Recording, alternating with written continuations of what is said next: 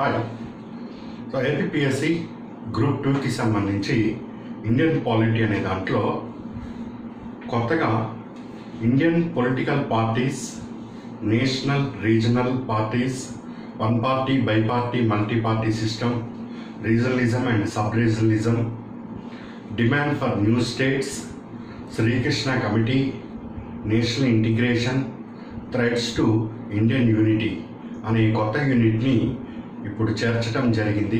So గతంలో as part of election కమిషన్లో ఏదో అలా పైపైన చదువుకుంటూ వెళ్ళేవారు, కానీ ఈసారి స్పెషల్గా ఈ యూనిట్ని మెన్షన్ చేశారు కాబట్టి ఇందులో నుంచి కూడా మీరు కొన్ని ప్రశ్నలు ఎక్స్పెక్ట్ చేసుకునే అవకాశము తప్పనిసరిగా ఉంది.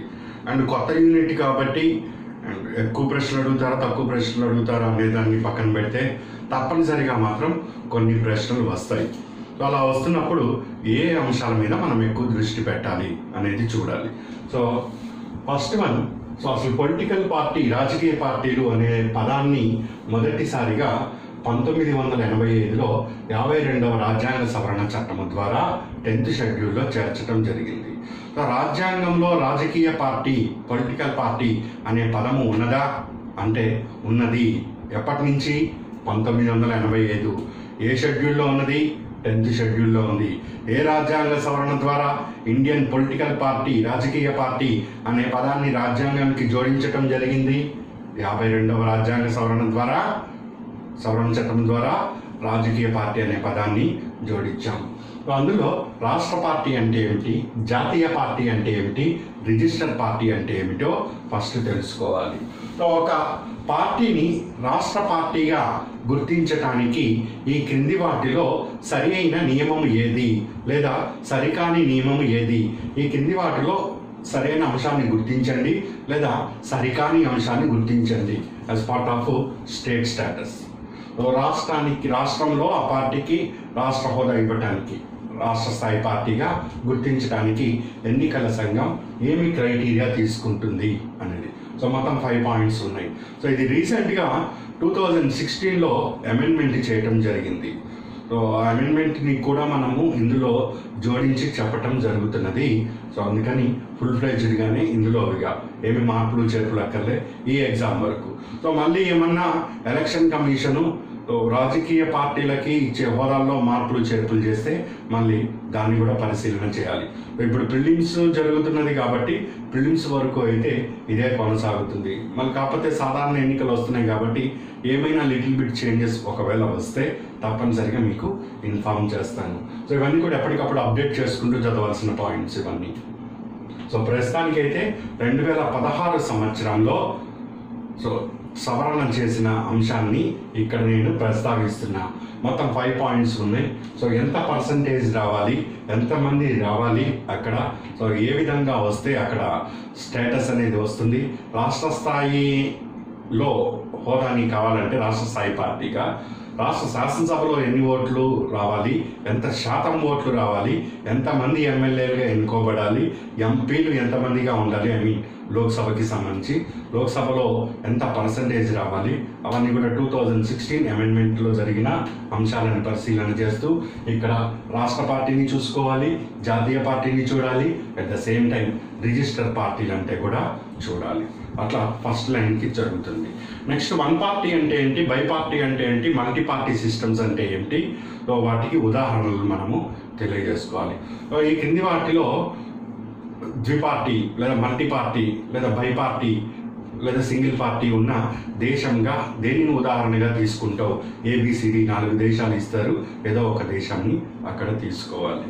సో థర్డ్ క్వశ్చన్ ఎక్స్పెక్టెడ్ దాంట్లో ఈ క్రింది వాటిలో ఏది జాతీయ పార్టీగా గుర్తించబడుతుంది, ఏది జాతీయ పార్టీగా గుర్తించబడటం లేదు? గుర్తించబడుతున్న ఏవేవి ఉన్నాయి, గుర్తించబడింది ఏ విధంగా ఉన్నాయి? సో కొత్తగా చేర్చబడిన జాతీయ పార్టీ ఏదన్నా ఉన్నదా? సో అట్లా ఆ కోణంలో నుంచి కూడా ఒక ప్రశ్న వస్తుంది. నెక్స్ట్ ఇదే పాయింట్కి సంబంధించి మొత్తం రాష్ట్ర స్థాయిలో ఉండే పార్టీల సంఖ్య ఎంత, so regional parties as on date ఎన్ని ఉన్నాయి అనేది, సో పార్టీలకి సంబంధించి ఆ విధంగా క్వశ్చన్ వస్తుంది. ఇంకొంచెము అనలిటికల్గా వెళ్తే, సో పార్టీ, దాని స్థాపన, ప్రస్తుత దాని అధ్యక్షుడు, ఆ party symbol. For example BJP ఎప్పుడు స్థాపించారు, దాని అధ్యక్షుడు ఎవరు, ఫస్ట్ అధ్యక్షుడు ఎవరు, ప్రస్తుత అధ్యక్షుడు ఎవరు, ఆ పార్టీకి సింబల్ ఏంటి, అట్లా నేషనల్ పార్టీస్ ముఖ్యమైన సింబల్స్. పార్టీ సింబల్స్ మీద కూడా ప్రశ్న వస్తుంది ఇక్కడ. సో అట్లా పార్టీలకి సంబంధించి మీరు ప్రశ్న ఎక్స్పెక్ట్ చేసుకోవచ్చు. Next regionalism and sub-regionalism. So ప్రాంతీయ తత్వము పెరగటానికి గల కారణాలు ఏమిటి?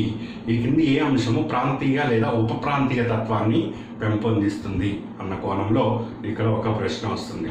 దానికి అనుబంధంగానే డిమాండ్ ఫర్ న్యూ స్టేట్స్, కొత్తగా రాష్ట్రాల డిమాండ్ ఏ విధంగా తెరపైకి వచ్చింది, ఇప్పుడు ఎన్ని రాష్ట్రాలు అవి కోరుకుంటున్నాయి కొత్తగా, ఆ కోణంలో వస్తుంది. సో ఏదన్నా ఒక పొలిటికల్గా రీసెంట్గా ఏమైనా ఇన్సిడెంట్ జరిగితే దాని మీద కూడా రావచ్చు. ఈ పలానా ఉద్యమం అన్నది ఏ రాష్ట్రం, ప్రత్యేక రాష్ట్రం కోసం జరుగుతున్నది, అటు విదర్భ కానీ లేకపోతే ఇంకోటి అట్లా మనము కొన్ని ప్రశ్నలు ఎక్స్పెక్ట్ చేయొచ్చు. ఇప్పుడు నెక్స్ట్ శ్రీకృష్ణ కమిటీ. వాస్తవానికి ఇది తప్పనిసరిగా చదవవలసిందే, కాకపోతే హిస్టరీలో చదవాలా పాలిటీలో చదవాలా అనే డౌట్ ఇక్కడ మీకు క్లియర్గా తీరిపోతుంది. ఏపీ ఫార్మేషన్, దాని తర్వాత 2014 వరకు జరిగిన సామాజిక సాంస్కృతిక అంశాలను ఇచ్చారు కానీ పొలిటికల్ డెవలప్మెంట్కి సంబంధించి ఇవ్వలేదు కాబట్టి అక్కడ పొలిటికల్ డెవలప్మెంట్కి సంబంధించి ఇక్కడ అటాచ్ చేసుకుంటూ వెళ్ళారు వాళ్ళు. సో శ్రీకృష్ణ కమిటీ ఫార్మేషన్ కానీ దాంట్లో మెంబర్స్ కానీ లేకపోతే వాళ్ళు ఇచ్చిన రిపోర్ట్లో మొత్తం ఏ అంశాలు ఉన్నాయి, ఆ రిపోర్ట్కి సంబంధించిన ప్రశ్నలు ఏ విధంగా అందుబాటులోకి ఉంటాయి మనకు, అట్లా శ్రీకృష్ణ కమిటీ స్పెషల్గా మెన్షన్ చేశాడు, స్టడీ చేయవలసిందే. సో సమగ్రత, నేషనల్ ఇంటిగ్రేషన్.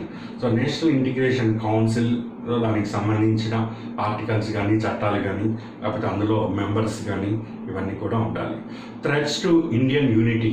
సో ప్రస్తుతము ఈ జాతీయ సమగ్రత నుంచి విడిపోవాలి అని ఈ థ్రెట్స్, ఒక రకమైన ఉద్యమాలు ఎక్కడెక్కడ జరుగుతున్నాయి, ఖలిస్తాన్ ఉద్యమం అని, ఇటువైపు ఈ నాగాల్యాండ్ ఉద్యమం, ఇవన్నీ కూడా థ్రెట్స్ టు ఇండియన్ యూనిటీ, వాళ్ళు బయటికి వెళ్ళాలి అని. సో ఇట్లా ఈ ఉద్యమాల తరపు నుంచి కూడా ఈరోజు వరకు కూడా పంజాబ్ వాళ్ళు మొన్నటి వరకు కూడా బయటికి వెళ్ళాలనే వాళ్ళది ఖలిస్తాన్ ఉద్యమం అని. అదే ఇక్కడ meaning, threats to Indian unity. So దక్షిణం వైపు ద్రవిడిస్తాన్ అని, ఇటువైపు ఖలిస్తాన్. తర్వాత అయితే ఇవి సప్రెస్ చేయబడ్డాయి. స్టిల్ ఈ రోజుకి కూడా నార్త్ ఈస్టర్న్ స్టేట్స్లో చాలా వరకు అవి ప్రత్యేకమైన దేశాలనే కోరుకుంటున్నాయి, ఇండియన్ టెరిటరీ నుంచి బయటికి వెళ్ళాలి అని.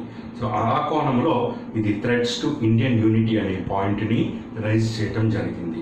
సో ఈ అంశాలన్నీ కూడా ఈసారి సిలబస్లోనే జోడించారు కాబట్టి ఈ అంశాల మీద పట్టు వస్తే తప్పనిసరిగా ఎక్కువ మార్కులు మనం స్కోర్ చేసుకోవడానికి అవకాశం ఉంటుంది.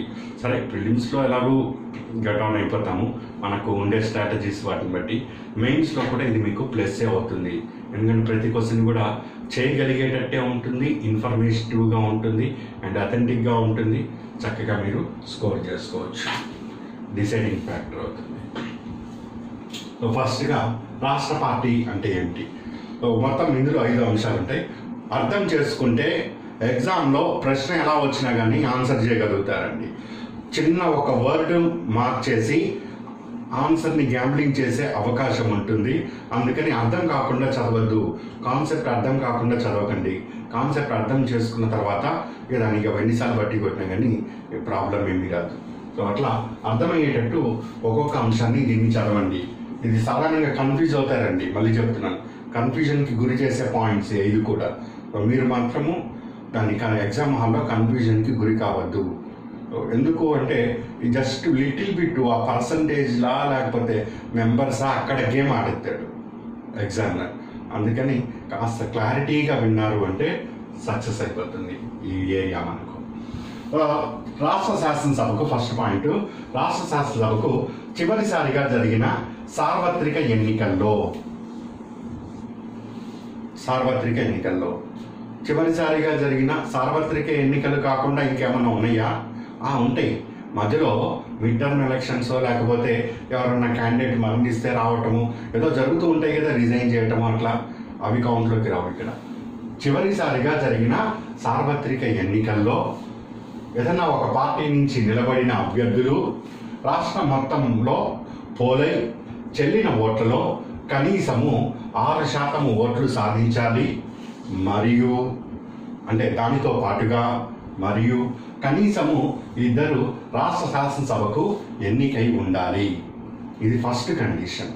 మొత్తం 5 కండిషన్స్లో ఇది ఫస్ట్ కండిషన్. ఉదాహరణకి ఆంధ్రప్రదేశ్ని తీసుకుందాం.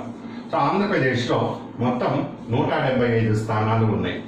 175 ఎమ్మెల్యే స్థానాలు ఉన్నాయి.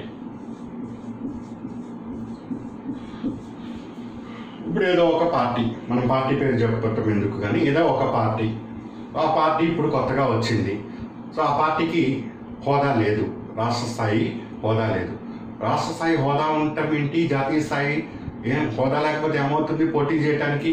అంటే ఇక్కడ ఎన్నికల ఎక్స్పెండిచర్ మీరు చేస్తున్నప్పుడు కానీ ఆ నియమ నిబంధనలో కానీ కొన్ని పరిమితులు ఉంటాయండి. జాతీయ స్థాయిలో ఉండే పార్టీకి ఎన్నికల ఖర్చుల విషయంలో స్టార్ క్యాంపెయినింగ్లో వాళ్ళకి కొన్ని బెనిఫిట్స్ వాటికి ఇవ్వటం జరుగుతుంది. At the same time state పార్టీకి, అదేవిధంగా రీజనల్ పార్టీకి. సో రీజనల్ కన్నా స్టేట్ పార్టీకి ఎక్కువ బెనిఫిట్ ఉంటాయి, స్టేట్ పార్టీ కన్నా నేషనల్ పార్టీకి ఎక్కువ బెనిఫిట్స్ ఉంటాయి. ఆంధ్రప్రదేశ్లో ప్రస్తుతము విభజన జరిగిన తర్వాత ఆంధ్రప్రదేశ్లో ఇక్కడ ఏదైతే పార్టీలు స్థానికంగా ఉన్నాయో అవి రీజనల్ పార్టీస్, అంటే స్టేట్ లెవెల్ పార్టీసే కానీ నేషనల్ పార్టీ లేదు. నేషనల్ పార్టీస్ వేరు, ఇక్కడ లేదు నేషనల్ పార్టీ. అంటే ఆ పార్టీ వాళ్ళు ఇక్కడ ఉండొచ్చు కానీ ఇక్కడ నేను ఏదైతే చెప్పదలుచుకున్నానో ఇప్పుడు వస్తుంది, అది కూడా దాన్ని కూడా మీకు వివరిస్తాం. ఇప్పుడు మొత్తము ఇన్ని శాసనసభ స్థానాలు ఉన్నాయి. చివరిసారిగా జరిగిన సార్వత్రిక ఎన్నికలు చివరిసారిగా ఎప్పుడు జరిగినాయండి? 2014లో చివరిసారిగా ఎన్నికలు జరిగినాయి. సో ఇది సార్వత్రిక ఎన్నిక. దీని తర్వాత కూడా మళ్ళీ చాలా ఎన్నికలు జరుగుతూ వచ్చినాయి కదా. ఒక శాసనసభకు అక్కడ ఆ అభ్యర్థి మరణించటం, ఉప ఎన్నికలు అట్లా అనుకుంటూ అవి కౌంట్లోకి రావు.